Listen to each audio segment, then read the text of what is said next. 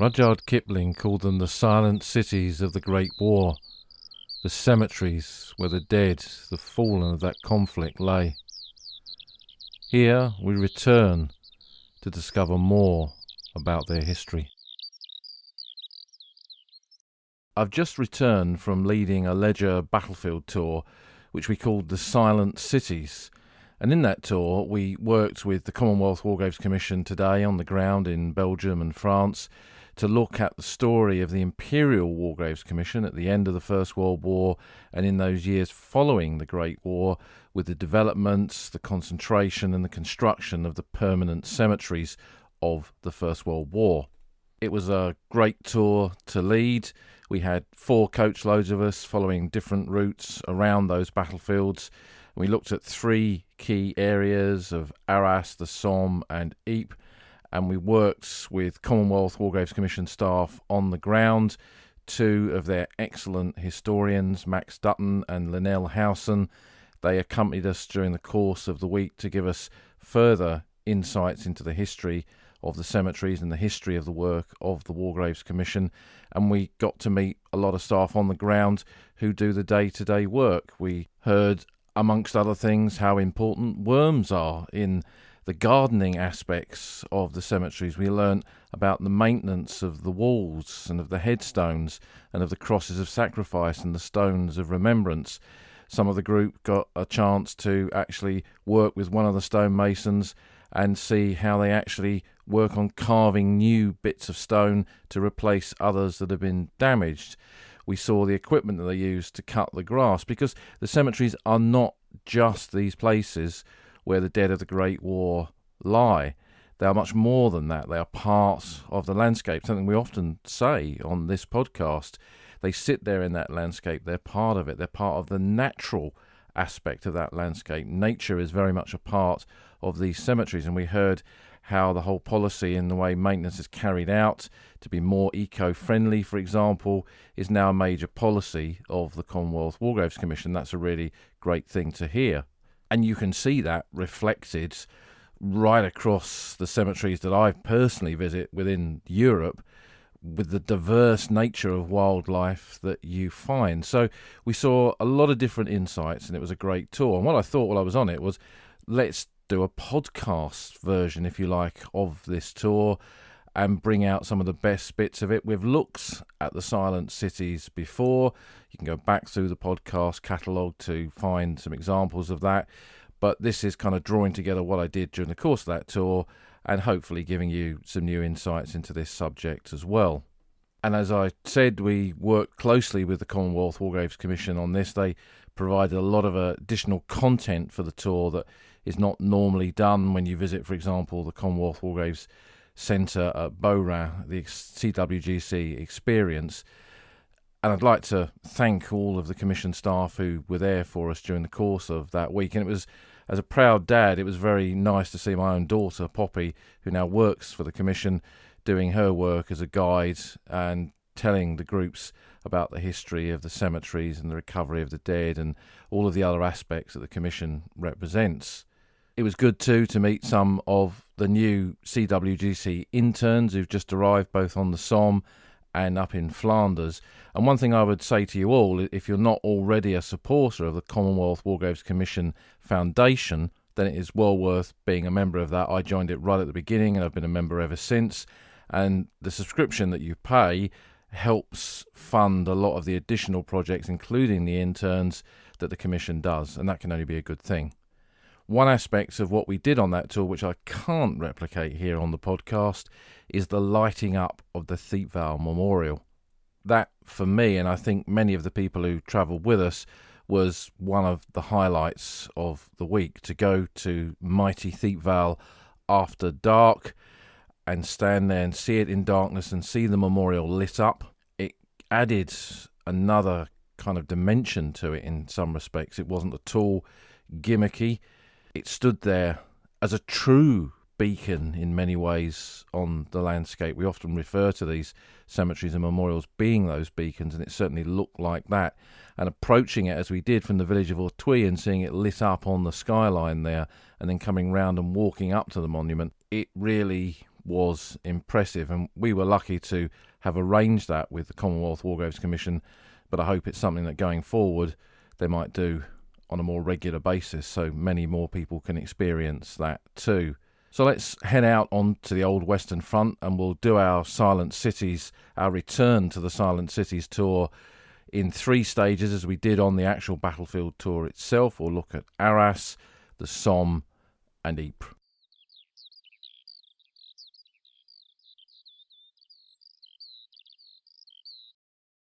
We started our return to the Silent Cities at Arras in northern France, partly because the first port of call was to the Commonwealth War Graves Commission Experience, which is that free visitor centre you can go to learn more about the history of what the Commission has done and what it does up to this day.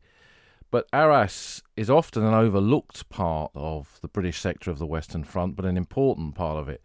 The British involvement there began in 1916 when the British line was extended south following the change of commands from Sir John French to Sir Douglas Haig. The British High Commands agreed to extend the British line right down to the area close to the River Somme, and the sector around Arras in early 1916 was taken over by the British. Prior to that, the French army had fought there in 1915 around Arras in what were called the Battles of Artois, making attacks there on the high ground of Notre-Dame-de-Lorette and Hill 145, or Vimy Ridge as it was later known. That cost the French in that sector alone something like 250,000 casualties in 1915, and when the British arrived, the evidence of that French fighting and the French losses would have been everywhere on that battlefield. But Arras then in 1916 was a quiet sector. There was no major attacks going on there, and it was that kind of buffer zone between Flanders and the Somme, and a lot of units recently arrived on the Western Front were posted there, or units that were gradually moving from the Flanders sector down to the Somme or vice versa also served in that sector. Later in the war, it was the scene of major battles, the Battle of Arras itself in April and May of 1917, when men from every part of the Commonwealth took part in the operations here, with the attack by the Canadians on Vimy Ridge, the Australians at Bullecourt, New Zealand tunnellers working underneath Arras itself, and almost every regiment of the British Army taking part in the fighting around Arras itself in breaching the German Hindenburg Line defences. Later on, it became a quiet sector in 1917 until the following spring in 1918 when the Germans tried to break through on the Arras front. They got some ground, particularly around the city itself, but the high point of Vimy Ridge remained in Allied hands, and that led to another period of stagnant trench warfare until the Allied counter-offensive in the summer of 1918 when the Canadian Corps, having moved up from the Somme, took part in an attack east of Arras, pushed the Germans back and rolled up their defences, moving further and further into the Hindenburg Line to the Drocourt-Queant switch line and eventually beyond to the battlefields around Cambrai. So by the end of the Great War, although Arras had been in this position between those two well-known battlefields of Ypres in Flanders and the Somme to the south, it had seen major fighting, and around the city of Arras there's something like well over 200 British and Commonwealth cemeteries from the First World War, from small battlefield cemeteries to larger cemeteries to behind-the-line cemeteries, quite a variety. And it's an area that deserves to have more visitors to understand the nature of the war and the different stories that we discover by visiting that part of the Great War battlefields. But we started this return to the Silent Cities at Beaurain. It was then a separate village at the time of the Great War, now a suburb of Arras, and that's where the headquarters of the Commonwealth War Graves Commission in France are located and where the CWGC experience is. But for many years, since the very first time that I went down to that area of northern France, it was as the Commonwealth War Graves Commission's HQ that I always saw it as, because that's where you went to make inquiries about certain things.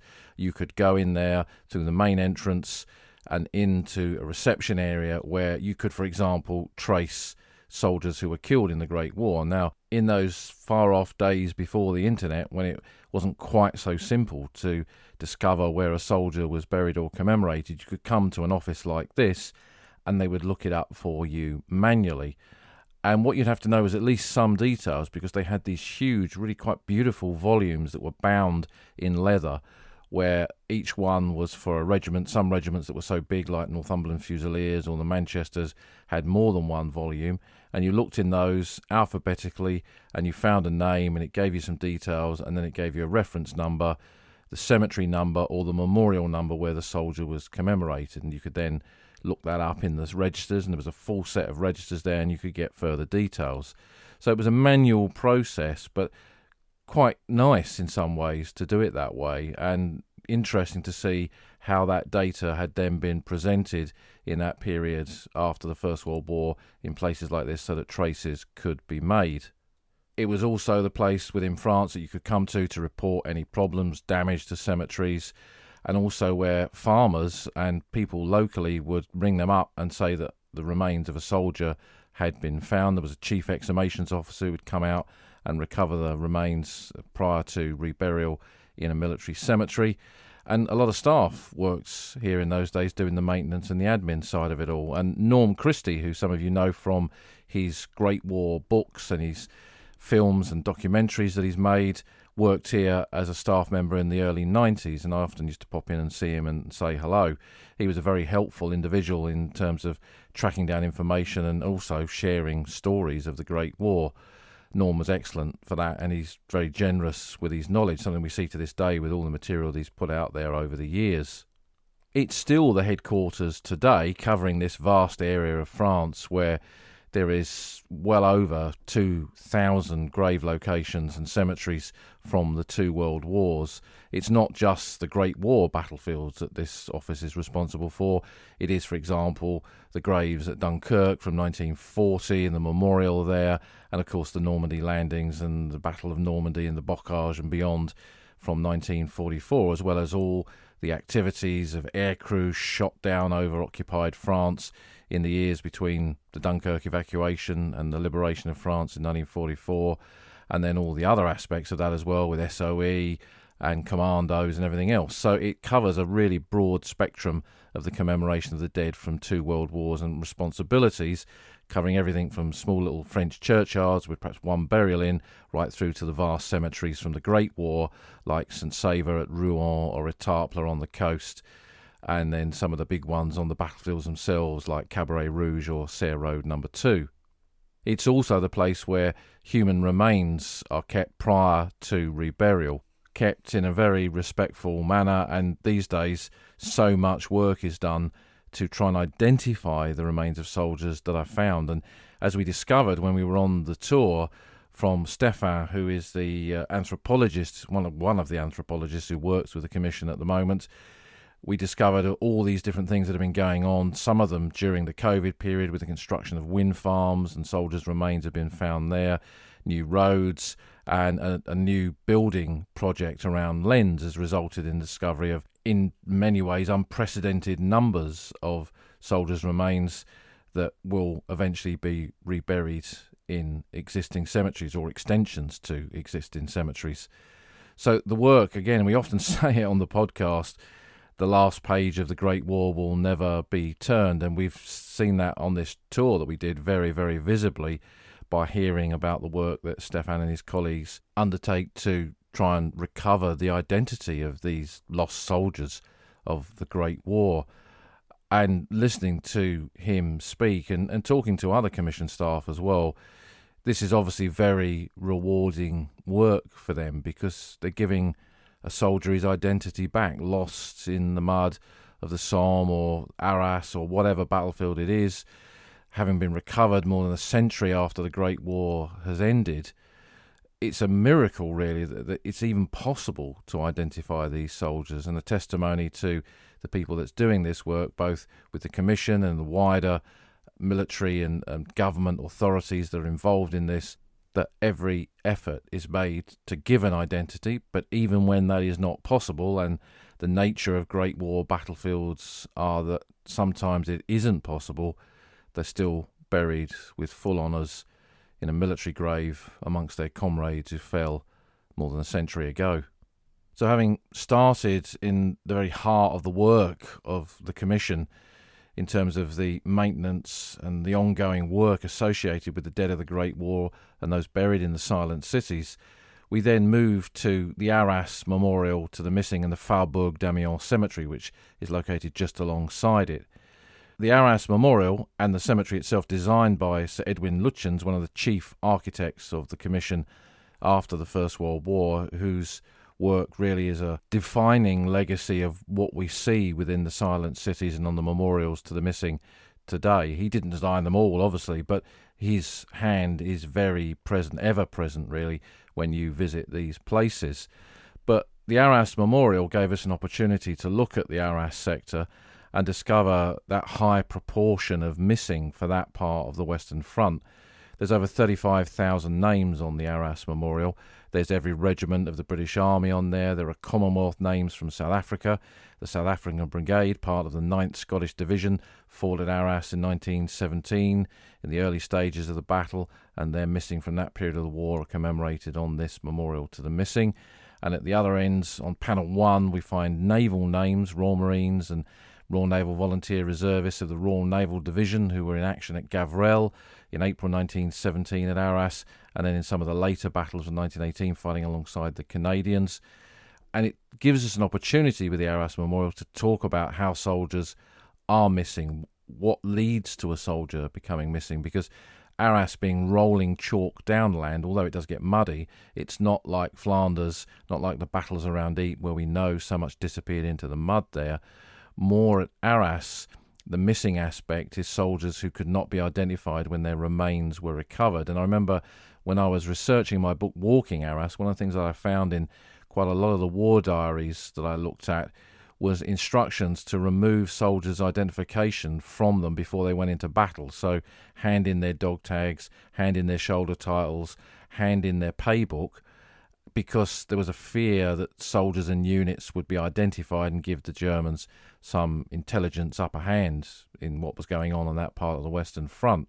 Now, whatever the reason, and it's not a universal practice that took place there at Arras in 1917, but when we look at the Battle of 1917 at Arras, with the fighting from the 9th of April through to the middle of May 1917, we see that there are so many dates where a very, very high proportion of the dead are missing and commemorated on the panels of this memorial. 3rd of May 1917 is one example of that, when the British attacked on a wide front at Arras with the Canadians to the north, just like it happened at the beginning of the battle, and the Australians to the south at Bullecourt. And when we look at the dead for all those different sectors, in some cases, well over 80% of those who died that day, their names are listed on the memorial here. There has to be a reason for that.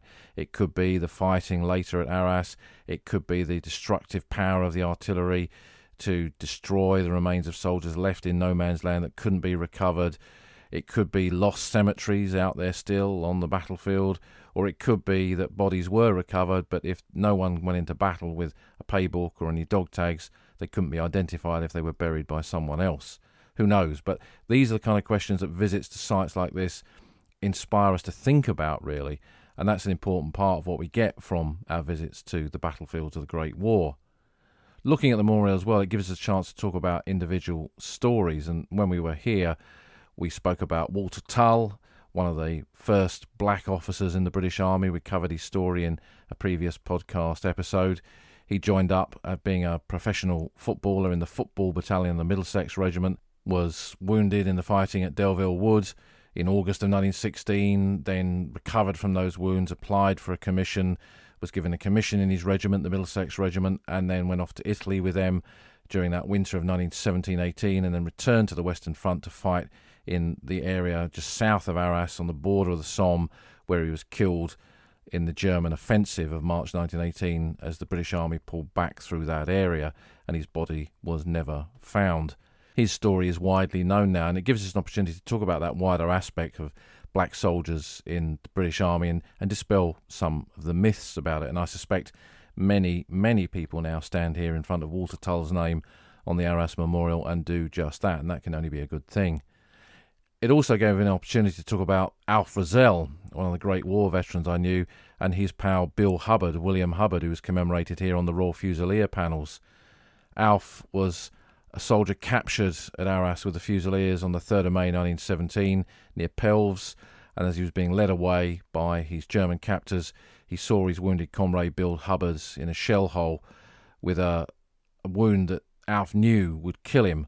But he did what he could to try and recover him, promised him he'd come back with some German stretcher bearers, but it wasn't possible, and Bill was lost, something that haunted Alf for much of the rest of his life, until John Nichols, who wrote the fantastic book Cheerful Sacrifice about the Battle of Arras, John brought Alf back here in the 1990s, and Alf stood there, as we stood there, in front of the Royal Fusilier panels, looking at that vast list of names. It was a big regiment, the Royal Fusiliers, and there was Hubbard, W, Bill Hubbard. And for Alf, he said it laid ghosts for him. He realised that Bill wasn't lost after all. He was listed here, and the power of that for him was so strong. And this led us, when we were standing in front of that panel on this tour, to talk about what seeing names on memorials like this meant to not just the families who came back, but to the veterans who'd fought alongside these men and seen their comrades killed, and had to live with that, and had to live with the memory of that,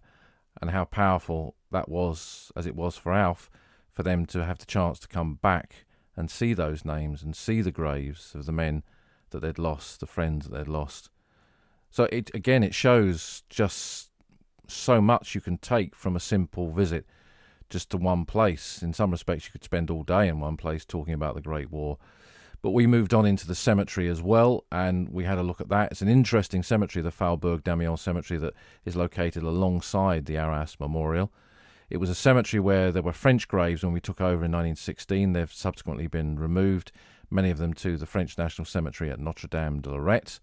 But it's a cemetery that's unusual, and again, when we're looking at silent cities and looking at the different types of cemeteries that there are from the Great War, this is a good example of this, in that it's in date order. So the original burials start at the far end, and they work their way through the chronology of the war, and you can follow the course of the fighting around Arras. And because this was close to the site of medical facilities, so some of these men died of their wounds, and it was used as a frontline burial site by units serving in the Arras sector, the vast majority of the men buried in here are known soldiers. So that means we know who they are. We know their background, their regiments, where they died, the circumstances of their death.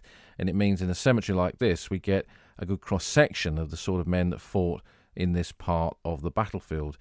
These are the men of Arras. These are those who came here, and they give us a clue to that generation that fought in this part of the Western Front, into who they were, what motivated them, what they thought about the fighting, and the types of men that came here. Everything from a Russian soldier, there's a Russian grave here, one of our allies who was escaping, having been brought over forcibly by the Germans to work on the Hindenburg line.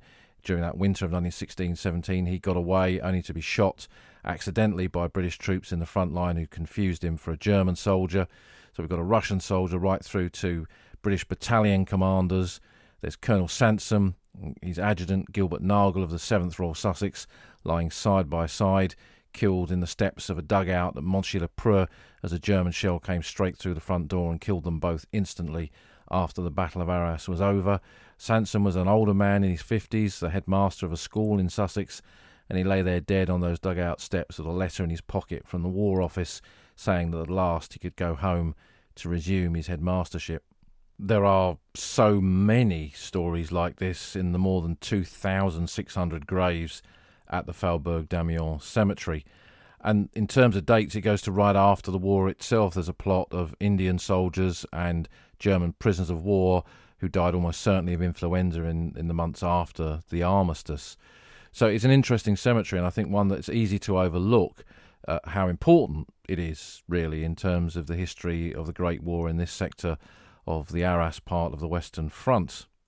So this was one of the big cemeteries that we visited here, but then we went out onto the battlefields themselves in that rolling chalk downland that surrounds the city of Arras. Out there, where the Hindenburg line had run, where the fighting was at its fiercest, we went to have a look at some of the battlefield cemeteries. Now, this part of the Western Front is unusual in that it has a very high proportion of these original battlefield burial sites. Why is this? Well, that's a good question. I mean, it could be for a number of reasons that many of these cemeteries, as we discovered, were collective burials where men had been buried in shell holes or mine craters or parts of an old trench system, for example. and that the recovery and then moving of those remains would be very difficult, so a decision was made to keep these smaller cemeteries. And what it does, I think, on the battlefields, looking at the cemeteries as being beacons to the Great War, giving us a clue as to what actually happened in those places, it gives us a greater understanding between the connection of the past to the present landscape, with the cemeteries being almost our portal to that, because the cemeteries are not there by accident. When we go out to a place where there was fighting and we see small battlefield cemeteries dotted across that part of the landscape, and we look at the regiments that are represented amongst the burials and the dates, we get a clue into the history of those locations. And that's exactly what we did on this tour. We stopped at Henenal Quasi Road Cemetery, which is one of the larger isolated cemeteries out in the fields there. And you can access it quite easily now because there's a big wind farm been put on that part of the landscape, and they've upgraded a lot of the roads, giving you better access to what was there before. Previously, it was really an area that you could only walk or access by walking the ground. One of the reasons I wrote Walking Arras all those years ago. But this cemetery, the Henenal Quasi Road Cemetery, is an interesting one. There's 297 British burials, 10 Australian, 11 German, and of these 104 are unidentified. And again, when we look at how you kind of read a cemetery, when you go in there, I'm sure to some people they all look the same, but once you start looking at the cap badges and you kind of joining the dots in terms of the order of battle of those units, you discover that there are distinct patterns to cemeteries like this. So this one has a higher representation of men from the 33rd Division that fought on this part of the Hindenburg line in front of the village of Quasi and Fontaine-le-Quasi in April of 1917. The war poet Siegfried Sassoon served in the Royal Welsh Fusiliers in that division, for example, and was wounded up here at that time. And once you know all that and you know the order of battle of that division, you start to see some of its key units that were in action in this place. Men of the Royal Fusiliers from the Public Schools Battalion, for example, Sassoon's own Royal Welsh Fusiliers, and the Cameronians, the Scottish Rifles, are also taking part in the fighting at this particular point. And we see that in some parts of the cemetery there are mini collective graves where there's rows of headstones where there are multiple names on the headstones indicating these men are buried together. Very much the nature of these isolated battlefield burial sites. The German graves are interesting because the Germans swept through here in that spring offensive of March of 1918, and they tacked on their own little plots. And when we look at the German graves, they're largely from that March 1918 period. And it was a site chosen to move in some isolated graves from the surrounding area. So when we look at the 10 Australian graves that are in this cemetery, they're from the fighting around Bullecourt, effectively on the other side of the hill from where we stand when we visit this site. From there we went round to Cuckoo Passage Cemetery. I mean, there are some really great names for these silent cities. When you look through the book of that name, which was published just after the war, and I'll put a link to that on the podcast website, it was a kind of guidebook really to the cemeteries, published in this beautifully blue-bound book in the 1920s. And there's a reprint of it by the Naval and Military Press, and it lists them all, well, almost all of them that were completed by that stage when the book was published. And when you look at some of the names, there are some very intriguing names. Cuckoo Passage being one of them. Just down the road was Rookery Cemetery, and not far away Bootham Cemetery as well. And all of these named after the trenches that were on this part of the battlefield. So in some ways, these are trench cemeteries. And again, they reflect the fighting. When we come to Cuckoo Passage, well, first of all, we've got to get there. So you park up on the road, whether that's in a car or, in our case, the road's wide enough now to get a coach quite close to it. But the final bit is on foot, and accessing it, you go through a sunken lane. Now, rolling chalk downlands is famous for its sunken lanes, and there are many well-known sunken lanes in different parts of the British sector. The one at Beaumont Hamel on the Somme obviously springs to mind for most people. But this one, on a massive open landscape, any kind of position where you could at least get some cover, and a sunken lane would offer you that, was really important. And I've told this story in a previous podcast, but one of my best veteran pals, Malcolm Vivian, who was a forward observation officer, a FOO in a siege battery of the Royal Garrison Artillery, this is where he was spotting for his guns in the fighting in this area in April and May of 1917, when his unit was bunker busting. They were using their 9.2-inch howitzers to crack open German machine guns, and he was commissioning air photos to take pictures of the bunkers so they could properly sight the guns up. He was then spotting for the guns on the ground. They were sending shells over to destroy the bunkers, then they commissioned more air photos to make sure they'd done the job. Anyway, he was here in this sunken lane with his signalling team, spotting for the guns. When he got a little bit too carried away with what he was doing, he was up on the bank of this sunken lane, and his signal corporal realised what was about to happen, grabbed him by his belt and pulled him down the lane just as a shell struck the position where he'd been spotting from. So that saved his life. And every time I walk up here, I think of him. And you can still find traces of the Great War in these sunken lanes where the tractors move backwards and forwards all the time. I mean, there's an atmosphere for a start. I think that places like this are very atmospheric when you come to the battlefields of the Great War. But as I was walking down the track, I picked up a German cartridge, 7.92 cartridge, dated 1916, made in Dortmund, and there's a little bit of fragment of the Great War, easily findable in places like that. The archaeology of this is kind of everywhere, really. And as you come out the far end of the sunken lane, there's a little path, grass path that goes off to the right. That's where the cemetery cuckoo passage is signed. And you go up there and across the fields to the cemetery itself. And it sits there once upon a time and in isolation with only other cemeteries around it. Now with this modern wind farm, the landscapes always change. Whatever we think about these kind of renewable energy sources, the landscape changes and they add something to it, I think, in some ways, that it reflects the changing of the world, the changing of the world around these places. They never quite sit in isolation, even when it seems that they are. But you walk up to the cemetery and there is this cluster of graves with a common denominator of cap badge, which is the city coat of arms of Manchester, from the Manchester Regiment. These are men from Manchester POWs battalions who fought in this area in April of 1917. And we've got a collective grave here of men killed in that part of the fighting and buried on this site, close to the site of the trenches that they've been fighting over. And again, probably because of the fact that it is a collective grave, this is why this small burial site wasn't closed and moved into somewhere else after the war. But it is also, when you look at that, when you see that there is a common denominator with cap badge, that these men had served in battalions, had served side by side, it's what Martin Middlebrook called a comrade cemetery in that respect. Men who'd served together, trained together, crossed to France together, been in the trenches together and died together, are now still buried together more than a century later. And I think that has its own power when you visit sites like this as well. So standing there as our day around Arras came to an end, we could see the new world encroaching on the old one, but the old one still having its power to move, its power to make us think. And that, I think, is what we get, and one of the things we get a lot from coming to sites like this. And it's good to go to the big cemeteries, it's good on tours to visit the popular sites, if that's the word to use, the ones that people expect to see. But it's also good to come to isolated places like this and see that the work in the Commission in these obscure corners of the battlefields of the Great War is just as good, just as high quality as you'd expect as any other part of the Western Front.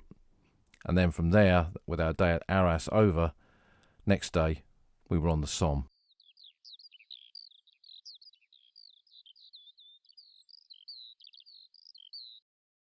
Beginning our day with the silent cities of the Somme, where do we start?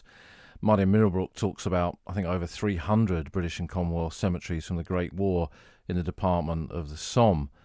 And what we did was start at Forceville Communal Cemetery and Extension, because this was one of three places where experimental cemeteries were established.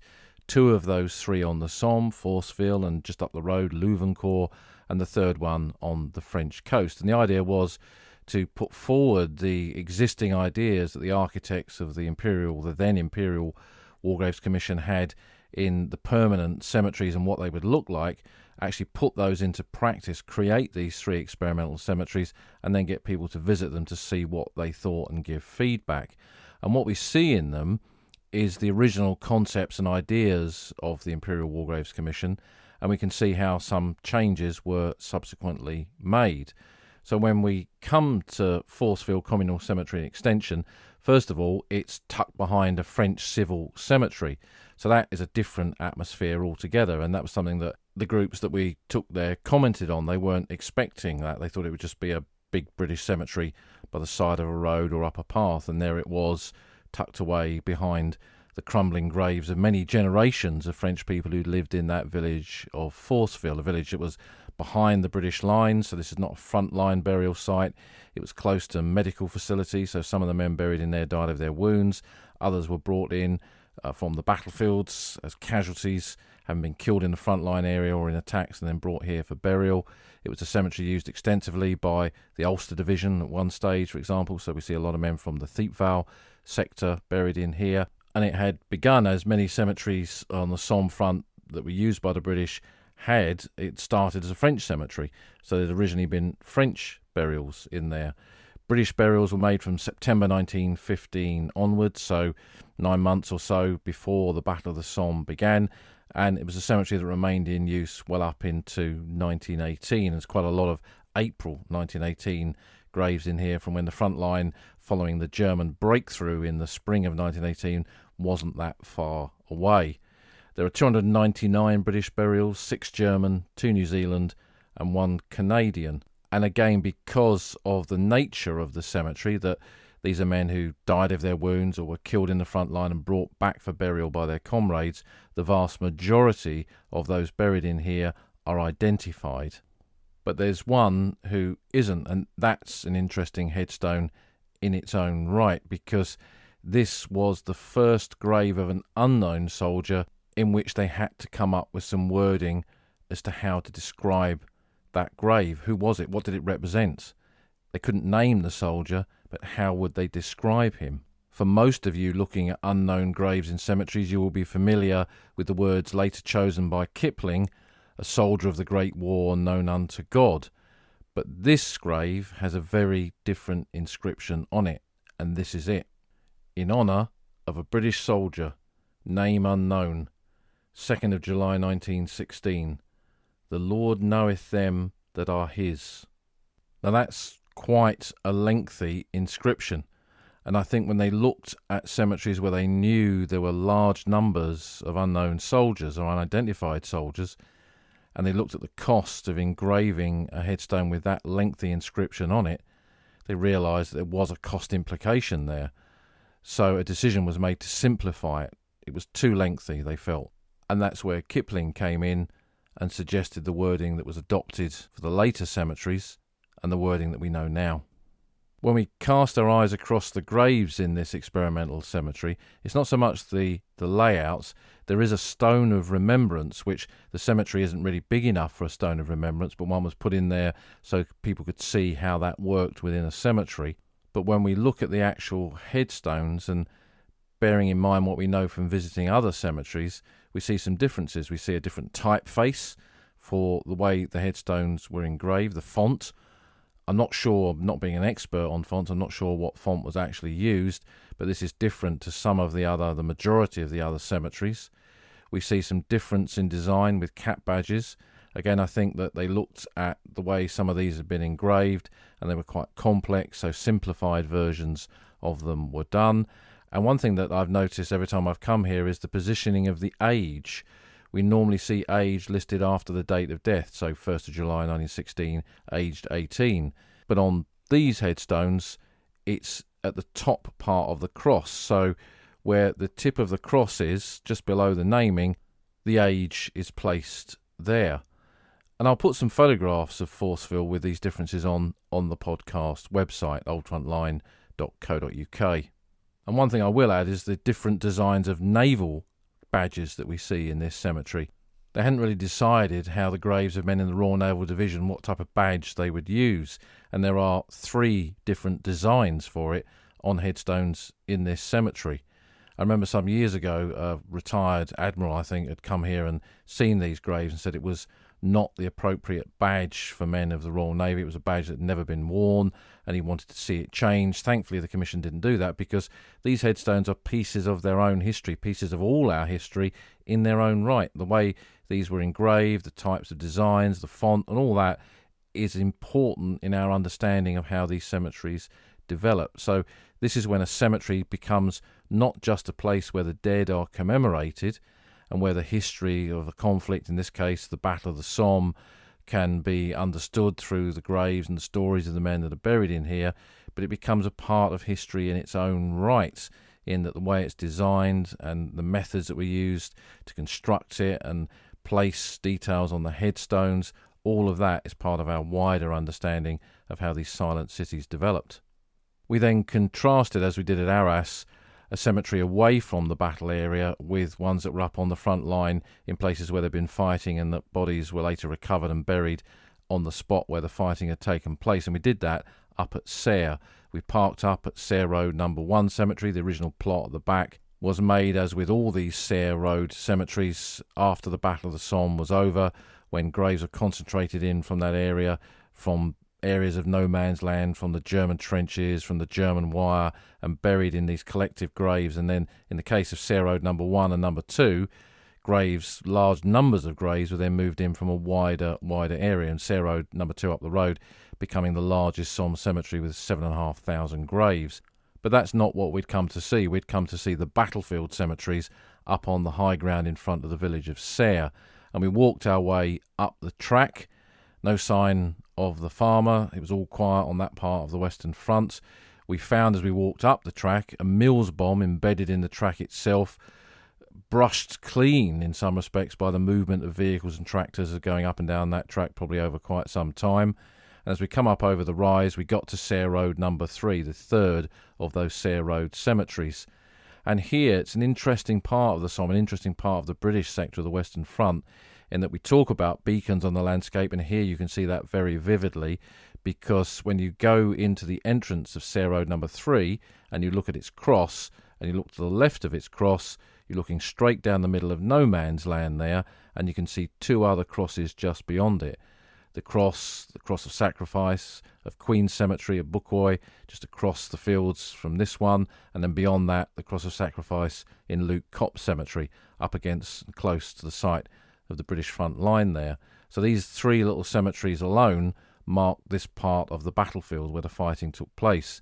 And standing here in Serres Road number 3 and looking at the cap badges again, and looking at the dates, we see the 2 ends of the Battle of the Somme, the 1st of July 1916 and the 13th of November 1916, when on those 2 days attacks were made at the beginning to try and break through here, and at the end in very different conditions, poor weather, thick mud, and the troops failed to break through yet again on this part of the front because of the conditions and the dominance of the German line here. And we see that reflected. And when we know the story behind that these men were not recovered until the Germans withdrew from this area in 1917. So in the case of the men killed on the first day of the Battle of the Somme, their bodies had lain out there on the battlefield for all those months from July 1916 through to the early spring of 1917. It's a miracle that any of them were ever identified. And amongst them we find men from the 15th Battalion, the West Yorkshire Regiment, the Leeds Pals, and this cemetery really pretty much marks the high tide mark of that battalion's advance on the first day of the Somme. And when you look back across the cemetery, it's only a small cemetery with just over 80 burials. You can see the track that you've just walked down. On the other side of that track was the British front line where the Leeds Pals went over the top, and there's no distance at all between where you're standing and where they went into battle. And it brings to mind that story, that fictionalised story of the Sheffield City Battalion, Covenants with Death, by John Harris, and that epitaph that he gave to them, which really applies to all of those PALS battalions that fought here on the first day of the Somme.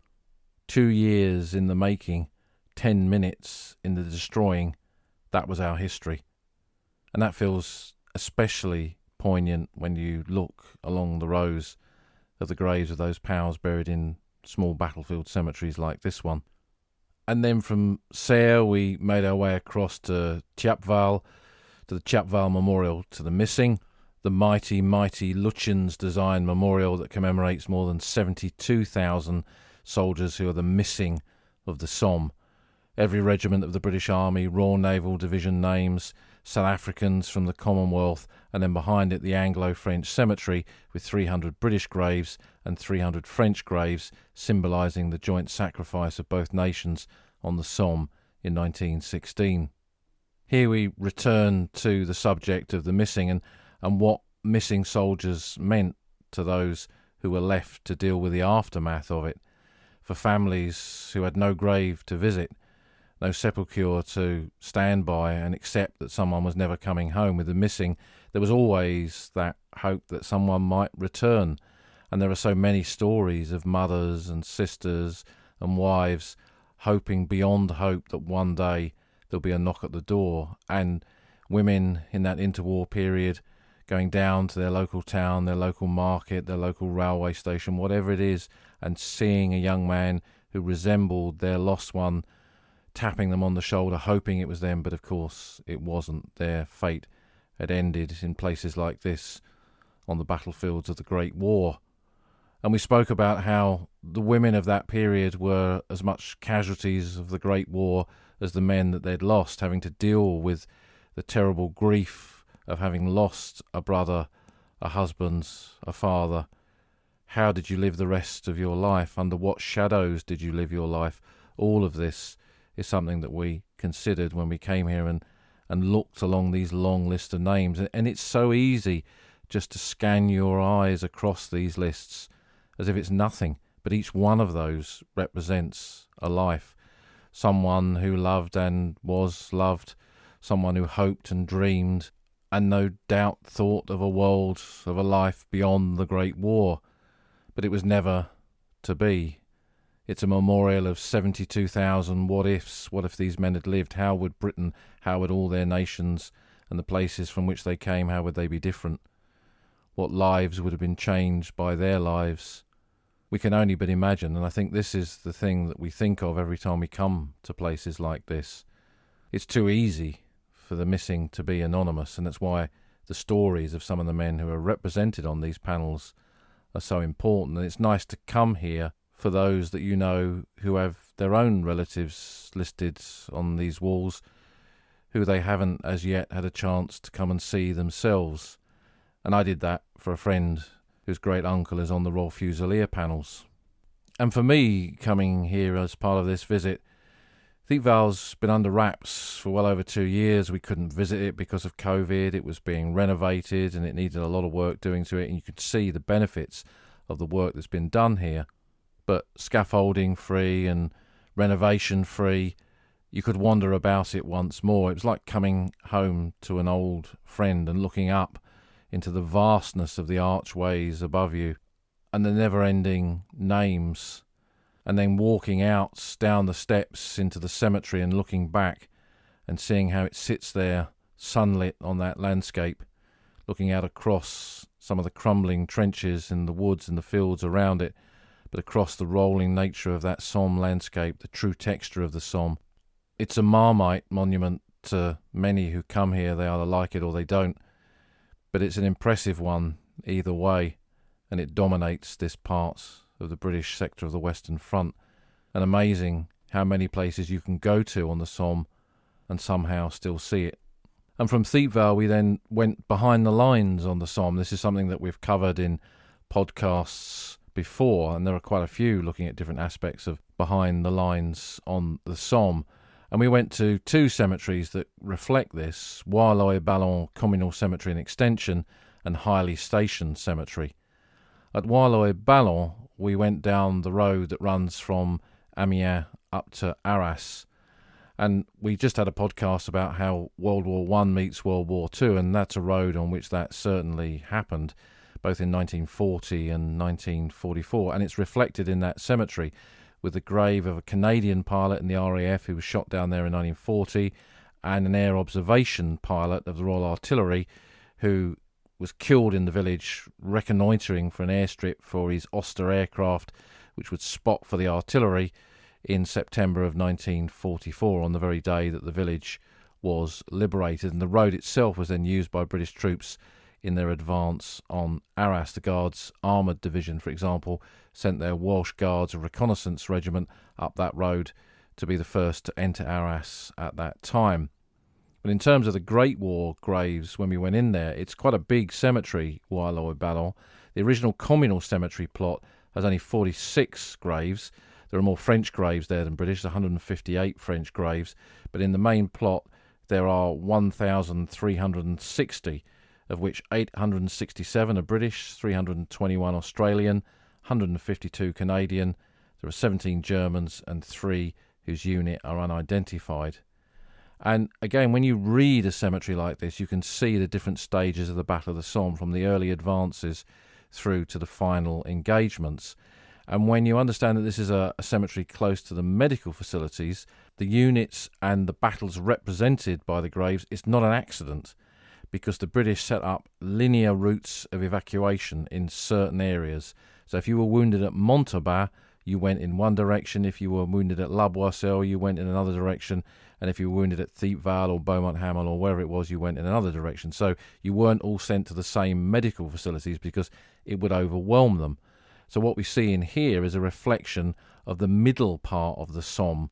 Pozières reflected with the Australian graves, the fighting at Courcelette and Regina Trench with the Canadian graves, and then that area around Thiepval and up towards the Ancre Valley represented amongst the British burials. But there are some exceptions to this. Buried in here is the most senior British soldier to die on the Somme in 1916, Major General Ingeville Williams, commanding the 34th Division. Known as Inky Bill to his troops, he'd brought the division over to France in early 1916 and had watched it being annihilated on the first day of the Battle of the Somme in the attack on La Boisselle, when it had suffered over 6,000 casualties in a single day. But it had remained on the Somme. It moved forward into the area close to Mametz Wood and near to Contalmaison, and during that fighting there, he'd come up for a personal reconnaissance of the ground. Again, we often try to dispel the Chateau General's myth, and this is one example of that. He could have been in a chateau miles beyond the lines, but he came up on a reconnaissance, parked up his staff car at the bottom of a sunken bit of road, went up the bank to observe the fighting, and putting himself in danger like that, he took one risk too many and paid for that with his life. He was brought here for burial, and so that makes this a cemetery that covers every rank in the British Army, from private to Major General, a man that on paper commanded more than 20,000 soldiers. And then travelling to Highley Station Cemetery, we were able to weave in the importance of railways there. It's a cemetery named after a local railway station where part of the railway track was tapped off to create a siding for the hospital trains so they could evacuate the wounded further down the evacuation chain to the base hospitals. So we're able to explain all that, and that's the importance of cemeteries like this in our wider understanding of how the wounded were treated, and how sadly many men didn't make it beyond medical facilities like this because one of the great killers was infection, and with no antibiotics there was no way of stemming that infection, and many men died of the infected wounds that they came off the battlefield with. And we see that very clearly here with closely packed rows of graves. And again, when we look at that, we see an unusual, unique feature in this cemetery, with a wall displaying the cap badges of the men buried in those plots where they're buried side by side. I mean, they're not all just buried in mass graves. In many cases, they're probably buried in coffins. And what would happen is that the medical personnel would pre-prepare trenches, basically, and when soldiers died in the casualty clearing station, they would be brought in here for burial. Also in here, which gives us a chance to talk about the whole ethos of the War Graves Commission, is the private memorial on the grave of an Australian soldier from the 13th Battalion AIF, which is not a Commonwealth headstone. It's a monument that was placed there by his comrades during the war. It's a tall column with a cross on the top, and it gives us an insight into if the government had not stepped in and taken charge of these cemeteries and given the required funds that enabled uniformity in death so that no one had to pay for a marker on a grave, a headstone on a grave, and it meant that Mrs. Smith from the back streets of Manchester, her son would have the same grave as the son of a titled family. And if that had not been done, then we would see monuments like this, and on many of the graves, perhaps nothing. And so it really reinforces in many ways the whole importance of that early ethos of the Imperial War Graves Commission. So with our day on the Somme done, we headed north to Flanders, to the ground around Ypres.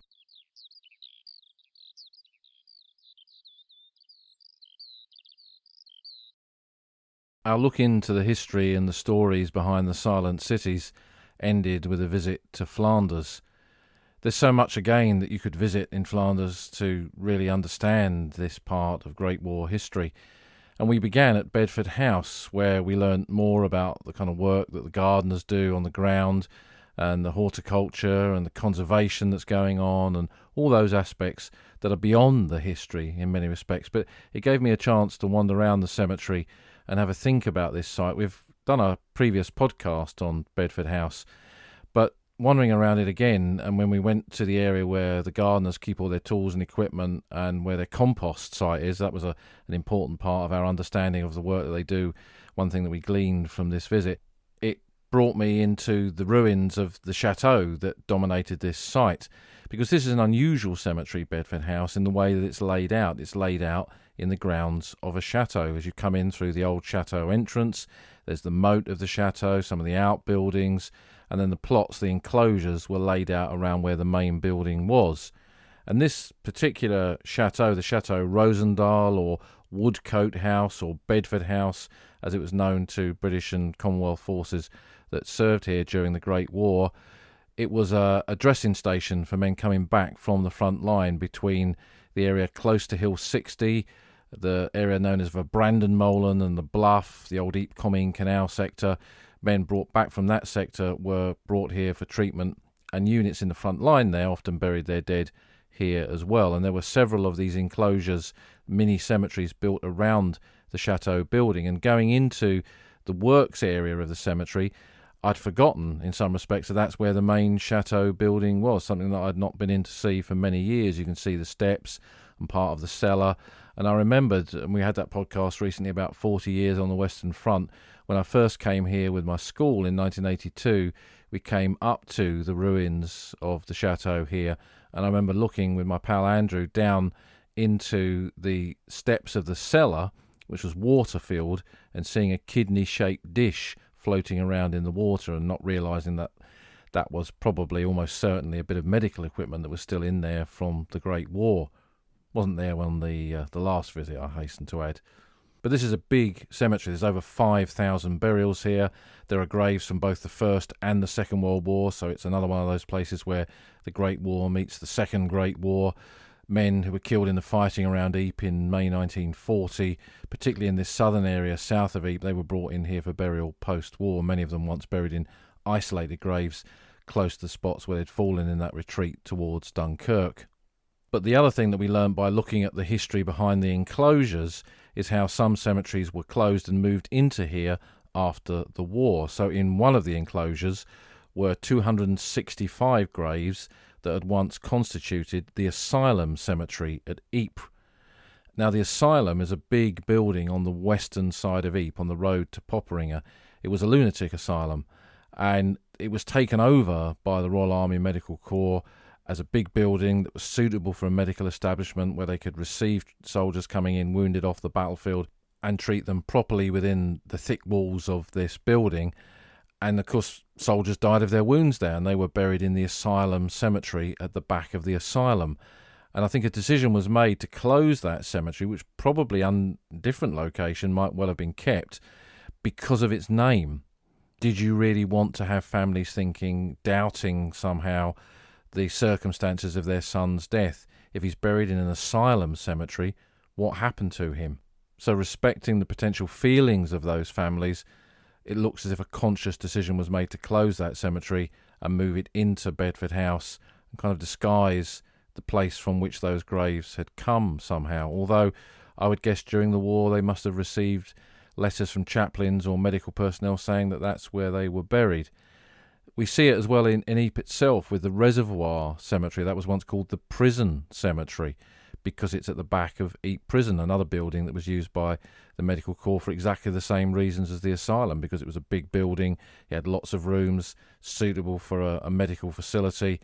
And there the name of the cemetery was changed to disguise the fact that it was located at the rear of a prison. So again, we kind of get these interesting glimpses into the history behind these cemeteries, the naming of these cemeteries, and the context of the cemeteries as well. And again, that's all part of what we discover by visiting them and researching the stories behind those who are buried there. We also contrasted the battlefield area burials with behind the lines in Flanders, and we went to Lissenhurk Cemetery, once the largest British cemetery from the Great War. The post-war Michelin battlefield guide to Ypres quoted, I think, more than 20,000 burials in there. I mean, there wasn't. It was just over 10,000. But at that time, it was one of the largest. When you compare it to Etaples and St Saviour, which have similar numbers, it was one of the largest British cemeteries from the conflict, only eclipsed by the creation of Tyne-Cot Cemetery after the war. But it remains a very important cemetery. We've covered it again in a previous podcast, and it represents this huge cross-section of the British Army that came to Flanders in the Great War. Not just men. There's Nellie Spindler, a British Army nurse, buried there, one of only a handful of women killed on the battlefield serving with British nursing units. She's one of 2 nurses killed in the Third Ypres period, one buried just down the road at Goddersveld, just across the border in France. And she's one of only 2 women who served with British and Commonwealth forces to be buried on Belgian soil. The other one died of influenza and is buried in Brussels. So it's a very important grave, and many school groups come here to see and understand the important role of women in the Great War, and it acts in itself, this headstone acts as a beacon to that aspect of Great War history.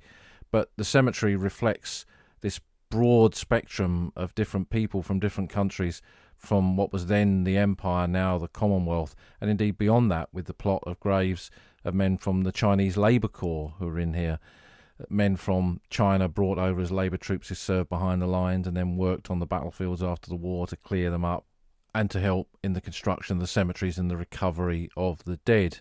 And what we see here, while the cemetery obviously remains a permanence in terms of the cemeteries are never changed, there's some remedial work done to them in here. There's been some issues with some trees that have been sorted in the last year or so.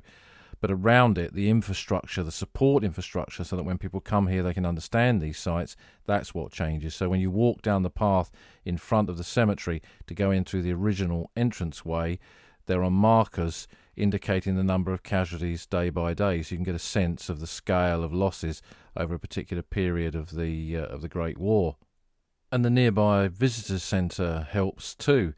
That's a new aspect of the infrastructure to help visitors to this site. And I know many people have reservations about visitor centres, but we've got to remember that not everyone comes to places like Flanders with a lot of facts in their pocket. They're coming here to discover things, and that centres like this can help point them in the direction of stories that otherwise they would miss. And this one does a very good job in that, explaining the role of the medical services, the chain of evacuation, the importance of women and their role on the battlefield. So it shows that centres like this do have a role to play. And no doubt, going forward, we'll probably see them on other battlefields, because surely we don't want forgotten fronts to remain forgotten forever.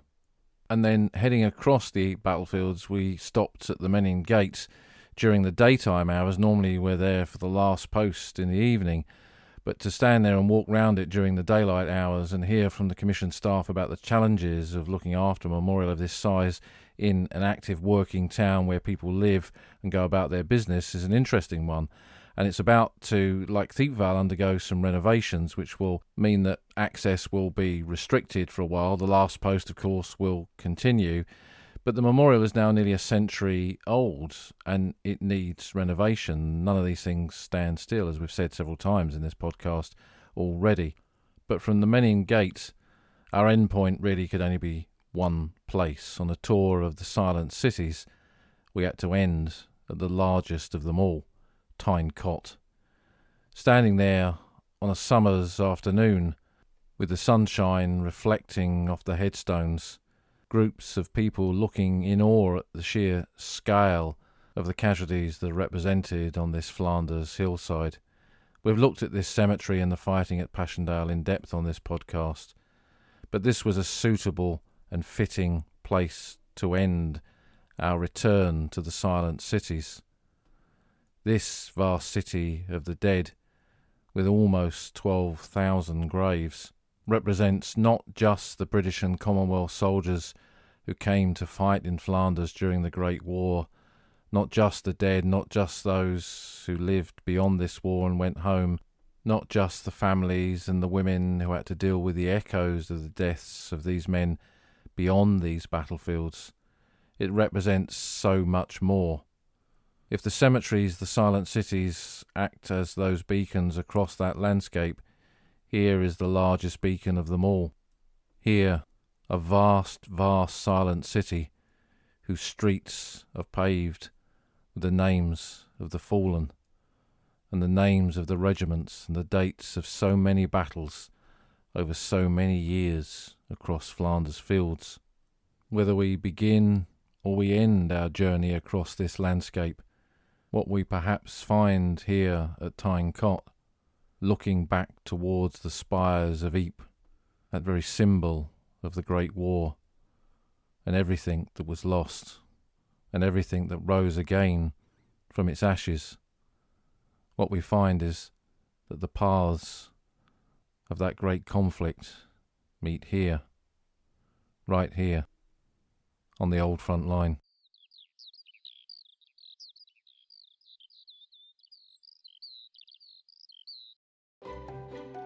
You've been listening to an episode of The Old Front Line with me, military historian Paul Reed.